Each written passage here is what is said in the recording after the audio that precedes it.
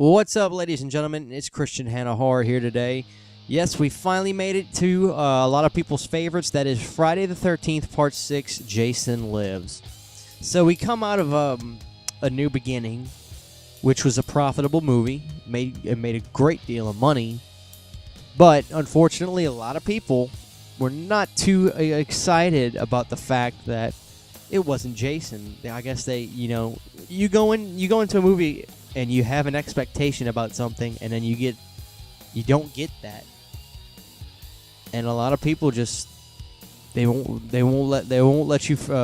forgive you for it. We'll talk about that instance maybe in a couple movies, probably around the Jason Takes Manhattan review, but we kind of had the same expectation. We wanted Jason, we wanted him in New York, and it just didn't quite happen.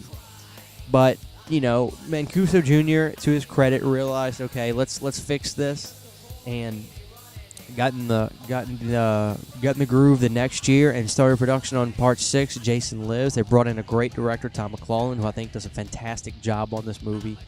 One thing I would like to say that I give credit to this movie for is I watched Scream before I saw this movie. I saw Scream when I was young. Like I said, I got into horror hardcore about 2010, and I really hadn't seen any of the Friday the 13th. Of course, I knew who Jason was because he's a pop culture icon, but I saw Scream and I thought it was so clever the way they were able to, be smarter than the characters that they've seen in movies, and I said, this is incredible. Well, lo and behold, I watched Part 6, and I say, well, I'll be damned, they didn't create this. Friday the 13th 6 had this kind of smart, tongue-in-cheek characters before Scream did.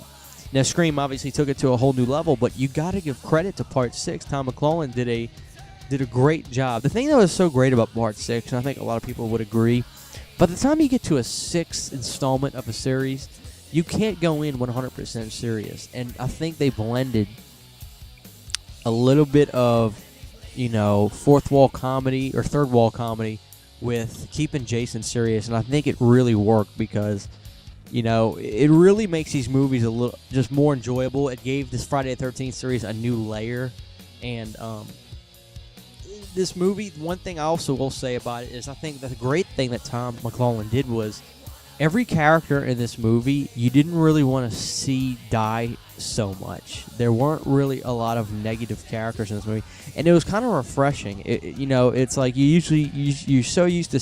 Off the top of my head, I can't think of any. There might have been one, but even the policemen, like, you understand where they're coming from, why they think that Tommy Jarvis is crazy. Nobody is really just a complete ass that you want to see die, and I really enjoy that. It makes for a more, you really care more about the story, not just so much the characters as well. We got Tom Matthews coming in to play Tommy Jarvis. The man who played him in Part 5, his name slips my mind, he decided to get out of acting, and the movie took a different direction. I think it would have been slightly different because we would have had Pam from Part 5 returning with the original Tommy Jarvis from Part 5 if he had agreed, but he didn't. But we're all happy the way it turned out because we all love Tom Matthews. That's me, my brother, and him in the thumbnail for this video. We met him at Texas Frightmare, but back to the subject at hand. Another great thing I'd like to add about this movie is the soundtrack. I am a gigantic Alice Cooper fan, and you got some great tracks from his album he had just released, Constrictor. The Man Behind the Mask at the end of the movie, which is a great song. I think it's a fan favorite. We also got Teenage Frankenstein playing when the guy's driving the motorhome with his girlfriend, which was a great scene in the movie. That was my favorite part of the movie, when he was able to make the motorhome flip, and then you see him standing on top of it. That was awesome. But I think Part 6 is great. I don't know if it's my favorite, but I love it so much. I genuinely don't have the smallest complaint about this movie. We had C.J. Graham come in as Jason, who did a fantastic job. There was a gentleman who was playing Jason in the beginning, and I think one of the first scenes shot was the scenes with the paintballs where he was walking through the woods, and you notice he's kind of a bigger gentleman.